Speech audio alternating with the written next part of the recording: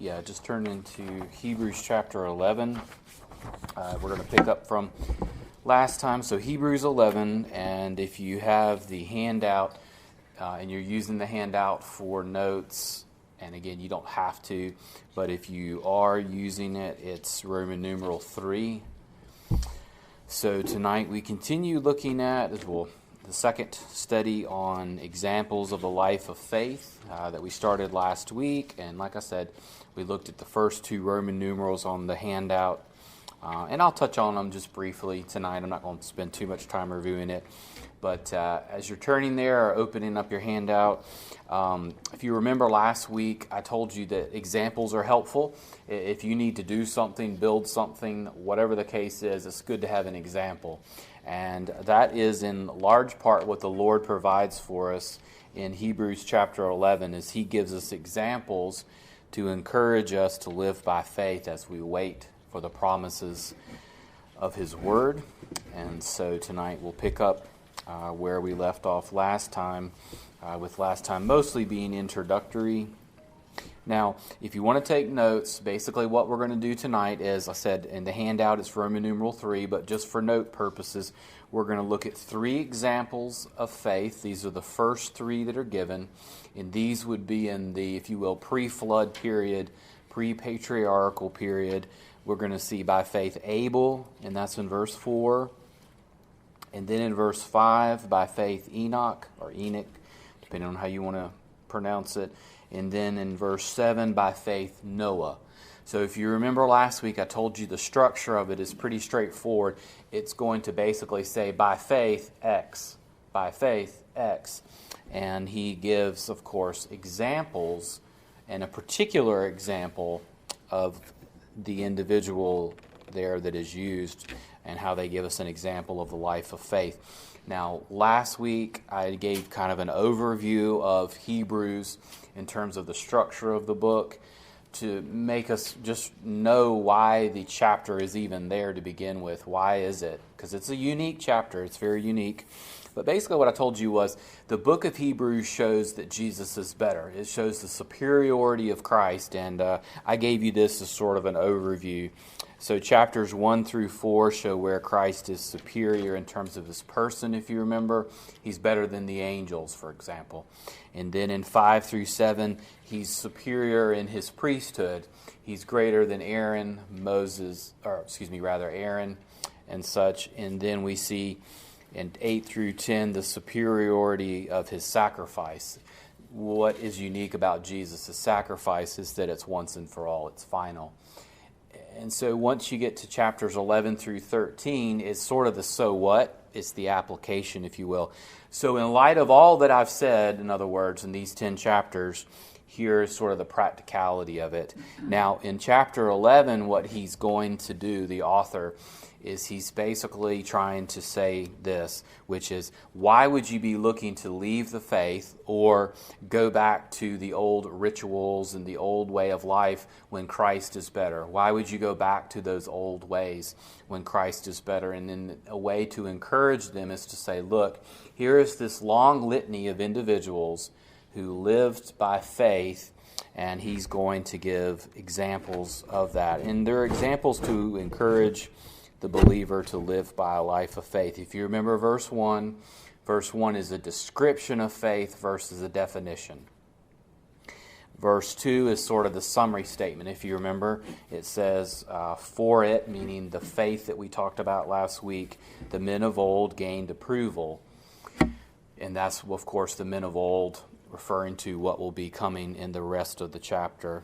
And then in verse 3, that one I told you is curious because faith isn't just in the present or in the future. Where was it? Yeah, it was all the way back to the beginning. I mean, in other words, we used the quote by Homer Kent that said, look, to even begin to believe the Bible to begin with and to live a life of faith, it takes faith even on the first page, meaning Genesis 1, doesn't it? Because who of us were there at creation?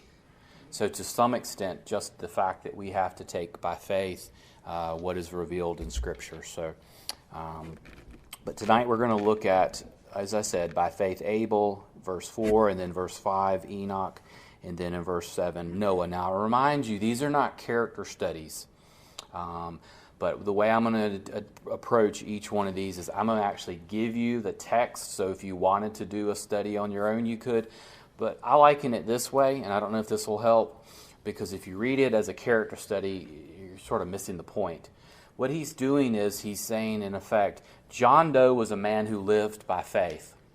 Let me give you an example of where he did this in his life. Does that make sense? So he draws out a particular example. Sometimes there'll be a multiple examples, like with Abraham.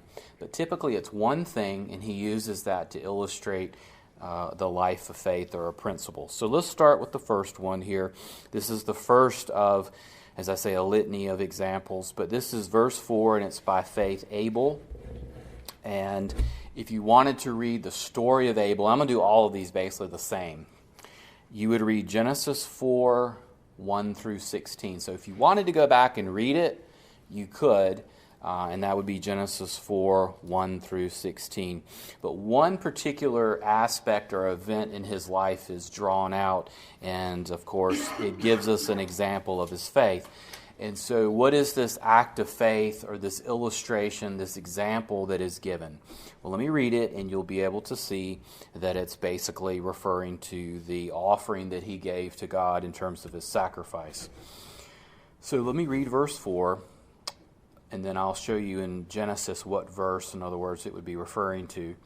Let's read verse 4. By faith Abel offered to God a better sacrifice than Cain, through which he obtained the testimony that he was righteous, God testifying about his gifts, and through faith, though he is dead, he still speaks.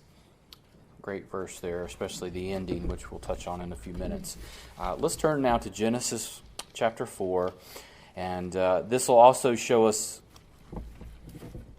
in some brief form how we would need to use this going forward. In other words, this sort of formula. You probably see it best with Noah. But, of course, the life of Abel is in verses 1 through 16. In other words, if you wanted to go and you wanted to read about it, the before, the after, and those sorts of things, you would read verses 1 through 16. But here you see what the author is doing is he's drawing on a particular act of faith. And the act of faith was what? It was pretty straightforward. It's the sacrifice. He's drawing on the sacrifice that he made. Does someone want to read Genesis 4:4 for me, just verse 4? And Abel he also brought of the firstlings of his flock and of the fat thereof, and the Lord had respect unto Abel and to his offering. Okay, that right there, verse 4, that's what the author of Hebrews is referring to. And I'm making this point to you is that, so what he's doing is he's saying, in effect, Abel was a man who lived a life of faith. Here's an example from his life. And of course, in Abel, we don't have a lot of examples, but here he says that it was the sacrifice that he brought. It's, of course, translated there with the offering, his offering in particular. So it was the firstlings, as some translations do, the firstborn, or the better portions. And when he brought that offering, what was God's response there? It was that God had regard, you notice, for Abel and for his offering. In other words, he received it. He accepted it. Whatever sort of synonym you want to use there. And so he, and his example of faith, he brought forth there as a shepherd there his firstborn. Some translations use that, his firstlings, the better portions. And the result was the Lord had regard for him. And in Hebrews, it says, when we read it, it says, by faith, Abel offered to God a better sacrifice than Cain, and through it he obtained the testimony that he was righteous. Now, if you want to, hold your place there, and I want you to turn to Matthew 23. And you'll see where actually Jesus references Abel. In Matthew 23, he's having a friendly discussion once again with the religious leaders. This is actually, in fact, right in that last week of his life, right before the Olivet Discourse.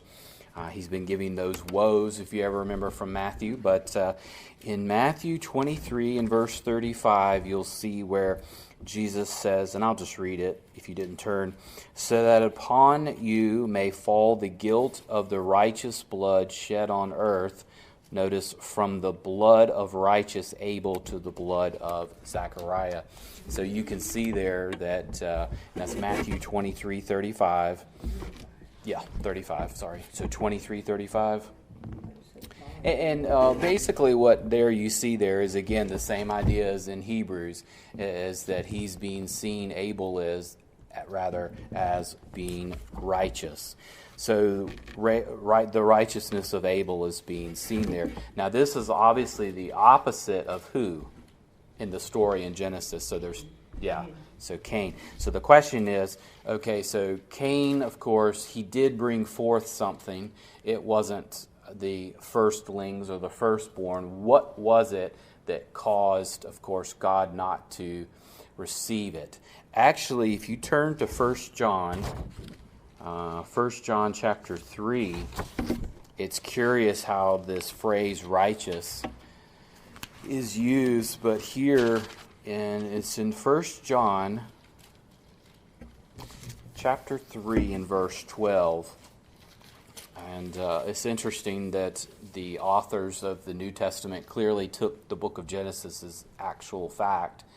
But you'll notice in verse 12, so that's 1 John chapter 3, verse 12, and it says, "Not as Cain, who was of the evil one and slew his brother." But notice it even asked the question, and for what reason did he slay him? Because his deeds were evil. But notice the ending, and his brothers were righteous. So essentially what you see there is you have Matthew, and then you have, of course, Hebrews. Then you have 1 John referring to Abel as what? He was righteous. And, of course, Cain being the opposite of that. I'm going to read two quotes for you. I find them helpful. One of them is from Homer Kent's commentary. He says, "Abel's heart was right in the sight of God, and his offering was a demonstration of his faith. With Cain, it was more a ritual, having no value because it was not offered by faith." Charles Swindoll states it this way. He says, "What we offer to God must be from the heart, the best of who we are and what we have." It is kind of interesting because it's not just simply the quality of what he offered. That's a lot of times what we look at with the whole Cain and Abel situation is we will say, well, Abel was a shepherd, wasn't he? And he offered the firstlings, the firstborn. In other words, he brought forth the best. Whereas Cain is typically seen as, of course, maybe not bringing quite the best. But that's not always what it is. You notice in all of these passages, what is it? It's more of an internal issue. Was that Sue? Yeah, exactly. And I think that's sometimes, there is a quality issue, I believe. But you have to remember, the Lord in the Gospels, what is one of the things he rebukes the Pharisees of? Well, it's not that different than many of the problems in the Old Testament. They went through the rituals, and they did the rituals, but God wasn't always pleased with them, was he? Lip service, not heart service. Yeah, exactly. So that's another way to think of it. I desire mercy, not what? Sacrifice. In other words, he wanted the heart. You think about that today. How many times could we go through a religious charade? There's a lot of religion in a religious acts. You could go through a lot of those types of things. The Lord's Supper, communion could be just something we got to get it checked off this week, right, or this month. So it's an inward issue for sure. But let's go back to Hebrews again, and let me read it one more time. Because at the ending of that verse 4, and again, I point out to you, he's drawing off of one example. Now, granted, Abel's life is not described very much. But as we go through this, you'll see where he typically, meaning the author of Hebrews, zeroes in on something in that faith. But let me read the verse again, but notice the very ending of it. It says, so by faith, so he's given an example. He says, Abel was a man who lived a life of faith.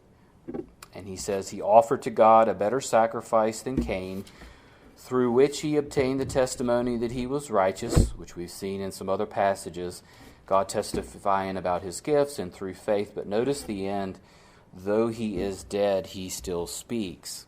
Now, sometimes people think of, and they might call, I don't know if you ever heard Abel the first martyr. Sometimes people will call him that. But the thing to notice here is that his faith, meaning Abel's, was an example that long after he was gone, his life was left as an example for people to follow, wasn't it? And you think about it, even to today, people look to and can look to Abel as an example of faith, and he's long gone, isn't he? And maybe said another way, after you and I are gone, would someone look back and say, well, this person lived a life of faith. Here's an example of when they did that. And that's often how I read these various individuals is, look, these people lived lives of faith. Here's an example.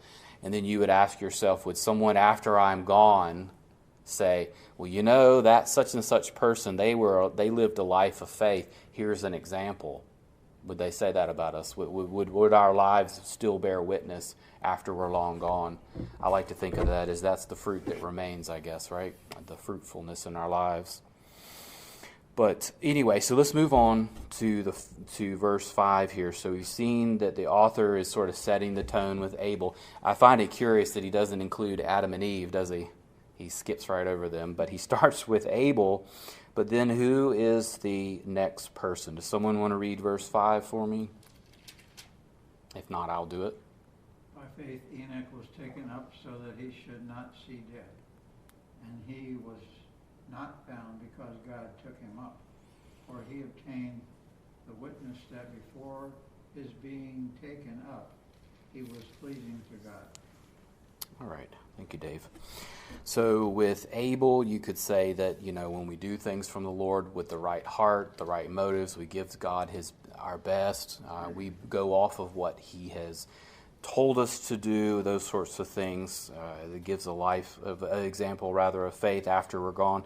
But here we have another one which is curious, which is Enoch, because Abel was murdered, but Enoch was what? Never saw death. Rapture. Yeah, raptura, as we've seen before. So, like I said, what's the text if you wanted to? Now, Enoch, of course, is a very brief passage, but if you did want to read about him, he's in Genesis 5, 21 through 26.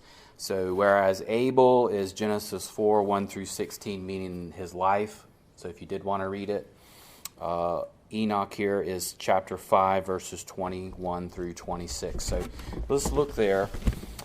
And we'll look and see that. Now, this one's a little bit more straightforward in terms of it because there's not a lot of text and there's not much ambiguity here with Enoch, which is helpful here.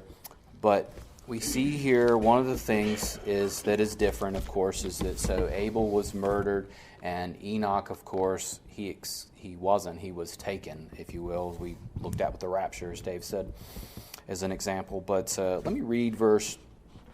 We'll read. So that's 21 through 26. If you wanted to read about his life here, it's rather brief. But you'll see there in verse 21, Enoch lived 650 years and became the father of Methuselah. But verse 22 is the key, of course. It says, then Enoch walked with God 300 years after he became the father of Methuselah, and he had other sons and daughters. So all the days of Enoch were 365 years. Enoch walked with God, and he was not, for God took him. So what's the thing that is repeated that's unique about Enoch? Of course, he's taken, but what is the characteristic that's described of him? Yeah, and so that's what the author of Hebrews is doing. So he looks back at Abel and says, Abel was, if you will, an example of faith by the way in which the manner and so forth he went about his sacrificial offering or his offering. And then in verse 5 he says Enoch was an example because he walked with God. And you don't have to turn back here, but when Dave was reading verse 5 of Hebrews, it says that God was pleased with Enoch. Of course, that was because he walked with him. He walked in fellowship with him. The thing I think that's interesting, though, about Enoch, this is a little bit different than Abel, of course, is that Enoch, we sometimes forget this, what era was he living up to, right up on the precipice of? Right, the flood. And so he's not living in, if you will, this sort of pristine environment. We're getting close to the era of the flood. And so man has begun to deteriorate by this point in time. And so he continued to remain in close fellowship with the Lord during this time. And he was unique. Chapter 5 of Genesis has one phrase that's repeated that Enoch doesn't have. Do you know what it is? And he died, and he died, and he died, and on you go. And then Enoch is seen as having escaped death because God took him. But one of the things that's unique that the author, meaning Moses, brings out is that he walked with God. So that was something that was unique with him. So when everyone else was wicked and they were growing in wickedness and so forth, Enoch continued to have that close fellowship with God. Warren Wiersbe wrote this about him. He says, our faith, meaning Enoch, he says, our faith grows as we fellowship with God. Prayer, meditating on the Word, worship, all of these help us in our walk with God. Now, do you think today that our world is growing in evil, or is it decreasing in evil? Is it getting more like the days of Noah or more like the days of something else? So Enoch, though, was unique because he maintained his fellowship with God. I think there's a lot of people today that do not keep their fellowship with God, if they even have one at all. And he did not, of course, allow those things of the world, even though when the world was growing evil, to keep him from walking with God. And I do worry about sometimes today, because we have many people that claim to be Christians, or in the other side, you have people that could care less about God. But you and I are called to walk in fellowship with God, aren't we? It doesn't matter what's going on around us. Whether it's favorable times or unfavorable times, we're supposed to, if you will, walk with God and grow in fellowship. So he uses, meaning the author of Hebrews there, so we see where he says by faith Abel, and then he uses Enoch. But you'll notice verse 6, and I didn't have Dave read it, and like I said, I'm focusing on the characters, if you will. I'm going to read verse 6 for you, and here you can see where he kind of includes something here. It's not the same as verse 3, but it's sort of an anomaly verse. And let me read it. It says, and without faith it is impossible to please him, for he who comes to God must believe that he is, and that he is a rewarder of those who seek him. And so to please God, one must believe that he is the true God, right? I mean, it doesn't even make sense that you would even ever have a life of faith if you didn't even believe in God. So in order to even have a walk or a life of faith, one actually has to believe in God, isn't it? I mean, it's a pretty simple statement there. I say it's sort of an anomaly because verse 3 and verse 6, if you put those together, verse 3 says that by faith we have to believe, even on Genesis chapter 1, that it's a true account. Because how many of us were there? Well, of course, none of us. We have to take, to some degree, by faith, the account of creation. But then in verse 6, he throws in there sort of the anomaly, which is, look, if you don't even believe that God exists, how are you ever even going to have a walk with faith? And so that sort of goes that way. But he also is a rewarder, isn't he? Does God reward his people? Sure. Sometimes it's in the present. Sometimes, of course, it is, I think today we would call it the Bema seat. I actually think Enoch was rewarded. He was delivered from the flood, wasn't he? To some degree at least, or at least delivered from death, I should say. So he says in verse 4, by faith Abel, by faith Enoch. Of course, verse 6 is sort of the, if you will, thrown in there to say, hey, look, if you're even going to have a life of faith, you're going to have to even believe he exists to begin with. But you also have to remember that he's a rewarder. That he's a rewarder of those who walk with his and by faith and so forth. Now we're going to go to the next one here, and this is the one in verse 7. So by faith Noah. So again, if you notice what he's doing, is he's saying here's an individual from the Old Testament. It's selective. It's a selective event that happened that I'm drawing out so that you can be encouraged, but also so that you'll live by faith. And he's starting, of course, in the pre-patriarchal period, in the flood period. And I think one of the things with that, of course, is that, look, whether or not the world is wicked, whether or not the world is deteriorating, doesn't give us an excuse not to walk by faith. We're still called to be faithful.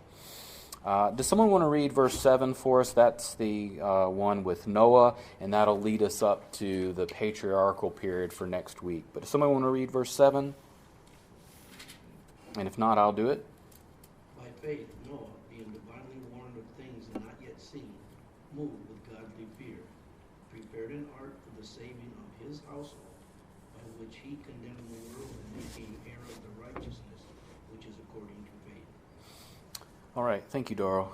So, I've given you the, if you will, the life, if you wanted to go and read for Abel and for Enoch. For Noah, it covers chapter 6, verse 1 of Genesis through chapter 9, verse 17. So again, you notice that he is not giving a portrayal of the entirety of one's life, but rather he's selecting a particular, if you will, act of faith, an example of that faith. Now, when Darrell was reading that, you'll notice here, and we're going to turn in just a minute to what he's referring to, he zeroes in on one act of faith, if you will, an example, which is essentially that he believed, Noah did, God, and he obeyed him, even though he did not, of course, know what was coming. So if you notice how it's worded, it says, being warned by God about things, notice, not yet seen. That phrase there is going to be used later on throughout Hebrews 11, because you and I don't know, or rather you and I know from the Scripture what God's promises are, but we haven't seen them yet, have we? No, not all of them. But we by faith trust that those will be fulfilled. And so that's sort of the unique one there with Noah. But let's turn to Genesis 6. Because he's zeroing in on one particular event, and as we move from Enoch, who walked with God, and you see he lived in those days before the flood, meaning Enoch, and then, of course, Noah comes on the scene. Noah's, of course, described in verse 32 of chapter 5 as well. But then you see the development of the corruption on the earth. The earth becomes more and more vile, and God becomes sorry, if you will, remorseful that he even created it. In verse 9, let's pick up. It says, these are the records of the generation of Noah. So this is Genesis 6:9. Noah was a righteous man. Notice righteous there. He was a righteous man, blameless in his time, and Noah walked with God. So there's some similarities there with Enoch in that they walked with God. He was seen as righteous. But let's pick up in verse 11. Now the earth was corrupt in the sight of God, and the earth was filled with violence. God looked on the earth, and behold, it was corrupt, for all flesh had corrupted their way on the earth. Now verses 13 and 14, those are the verses that the author of Hebrews is alluding to. So before we read verses 13 and 14, you remember Hebrews, what does the author say there in verse 7? He says, God divinely warns Noah. He warns him of something that's coming, and he's got to act on it before he sees it. Isn't that what faith is?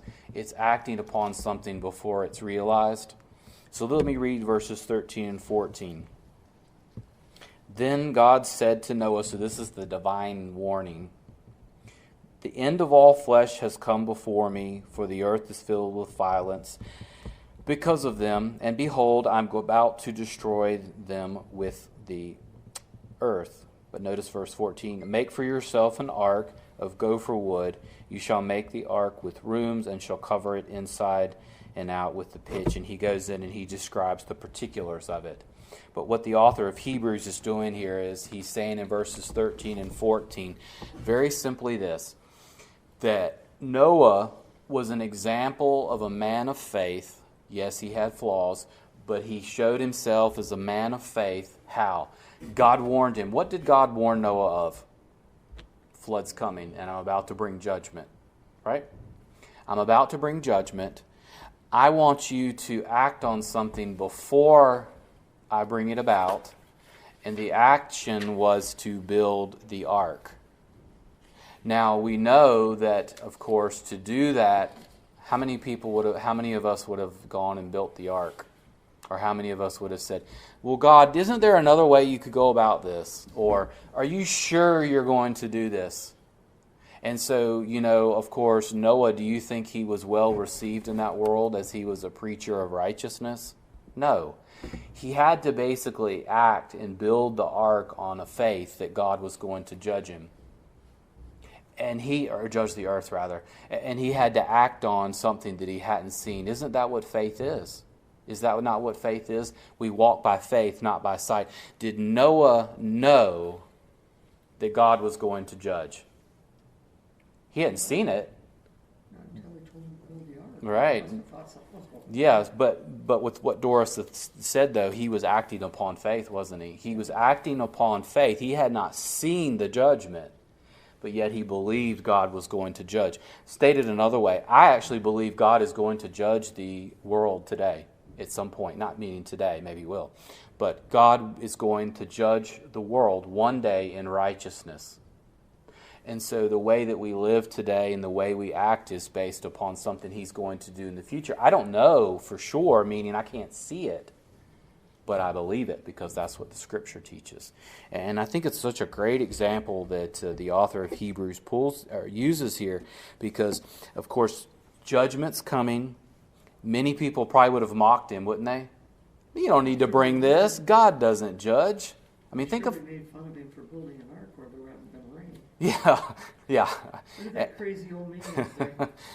Yeah, so I guess that's what I'm saying is, so he knew judgment was coming. People would have mocked him. They probably would have thought that he was crazy. But he prepared the ark based off of faith that God was going to do what he said. And what happened? Well, of course, the author of Hebrews tells us, it says, and you don't have to turn back there, he says that in reverence he prepared the ark, Noah did, for salvation for his household. In other words, God delivered him. God delivered him in those 8 that were on there, and he delivered him, of course, as a great example of faith. What happened to the world? Well, Hebrews actually says that God judged the world. He condemned the world. And Noah was there as an example. So Noah heard, believed God's word, and he took action by faith to prepare it. It's also, I think, a good example of taking God at his word when others don't. Think of how many people hear God's word and they don't either believe it or they don't take an action upon it. But you'll also notice that he doesn't question him either. When I say that, Noah, he's not thinking, well, all these dimensions are rather elaborate. Could we make the door this size? Could we make the window this size? I mean, how many of us today do that? Well, Lord, couldn't we just... And so you see the point here. The author is zeroing in on a particular aspect of his life. Yeah, Noah had failures and shortcomings, but he still was a man who was, of course, in this example, a man who lived by faith. So the way I would describe it is this way. So like Abel, do we worship with a right heart before the Lord? Like Enoch, do we live in close fellowship with the Lord? Like Noah, do we hear, believe, and obey his word when others don't? And that's sort of the point there. He's using these to say, look, do we have a right heart before the Lord when we serve? In other words, when we worship? Are we in close fellowship with the Lord? Look, there's a lot of times when people are not walking in fellowship with the Lord, and they should be. And Enoch did. And Noah, of course, is, I think, the great example there because God warned him. And you'll notice the phrase, he did not see the judgment. He had to trust that God was going to do it. That's what faith is. He was walking by faith, not by the sight. He knew God could do it. Now, do you believe that God can bring judgment on the earth? Have you seen the judgments that are in Revelation, or do we believe them by faith? We believe them by faith, right? Because we trust what his word is saying is true. The entirety of your word is truth. So...